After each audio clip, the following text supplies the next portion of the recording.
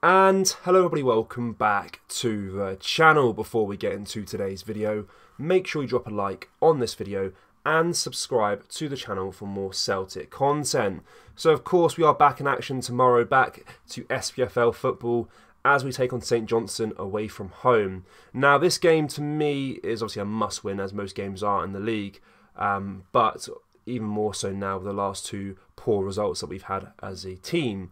Of course, the 1-1 draw to Motherwell last weekend, and then the disappointing 2-0 defeat to Lazio at Rome, with Mobile getting a quick brace in that game to secure his side the victory, and therefore that concludes Celtic's Champions League campaign this season, and of course our European football aspirations beyond Christmas were sealed as well, as we finished 4th in the group.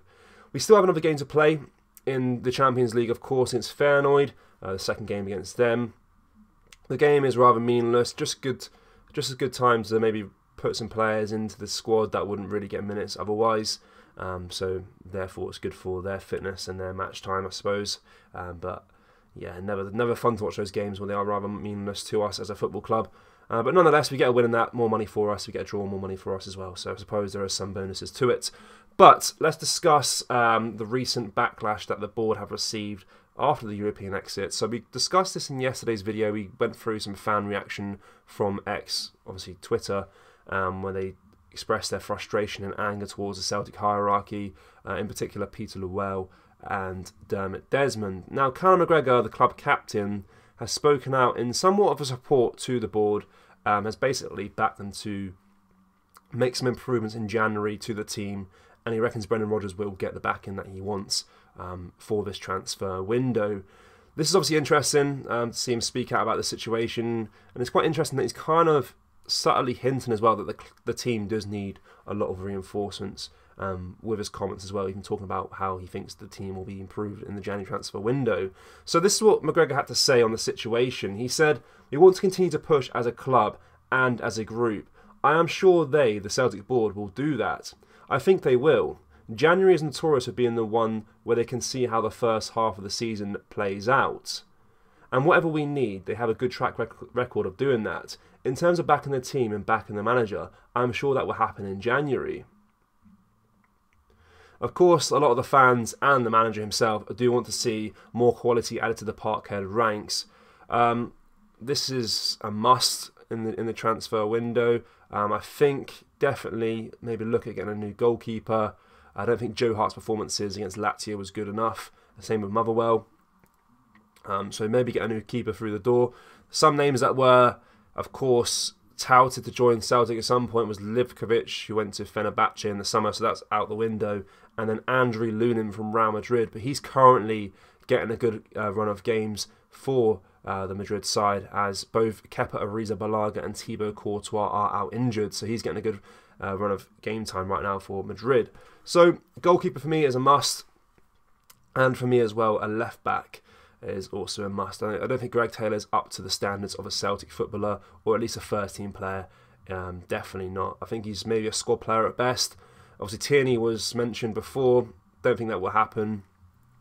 He's obviously on loan at Real Sociedad, having a good time there. The club want to make that a permanent deal, and I think, despite what his personal ambitions are, maybe wanting to go back to Celtic, I think money talks a lot more, and I think he will end up there. But let's not get into the specifics about who will join the club, but we all know reinforcements are needed in January, and it's interesting to see that Callum McGregor has spoken out about the situation and is in agreement with the fans, but also showing support to the hierarchy, suggesting that they will back the team as they kind of use the January transfer window to evaluate the first half of the season and then obviously invest for the second half. But it makes no sense if we're already knocked out of Europe, I suppose, but it is what it is. We'll see what happens. Obviously,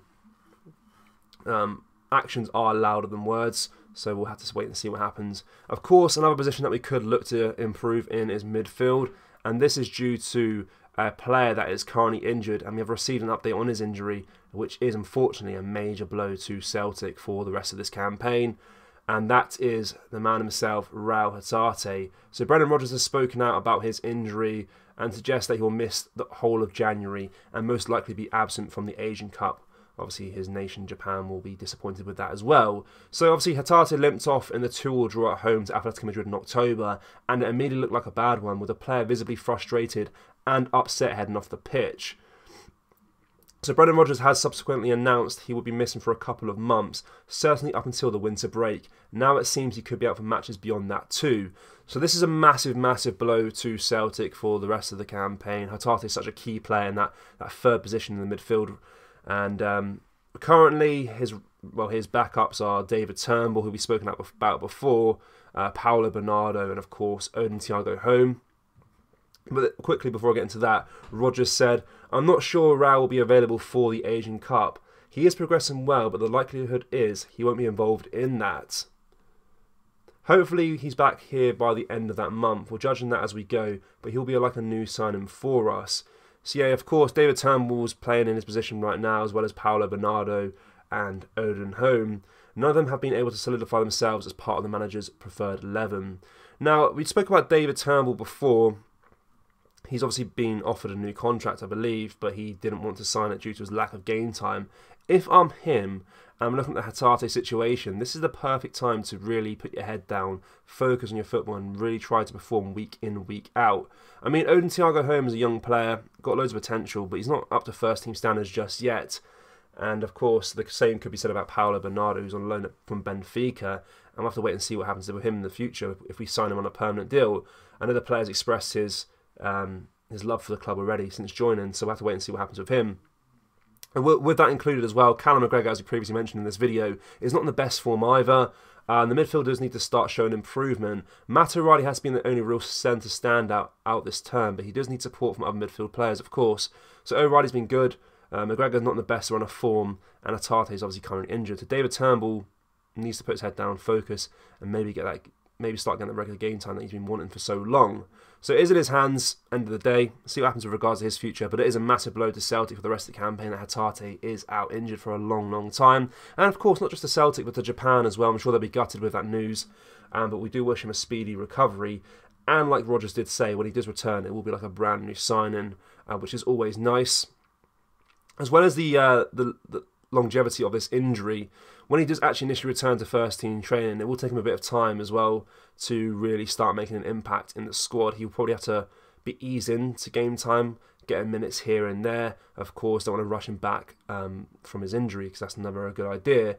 But we'll have to wait and see what happens with regards to that. But massive blow there from Celtic part with that news. But let us know what you make of the situation down in the comment section below. There will be no video tomorrow due to the game, so let us know your score predictions for the match. And we'll, of course, be back on Monday for the match review and stuff like that, and more Celtic news. So make sure you like the video and subscribe to the channel for more Celtic content. Thank you, take care, bye-bye.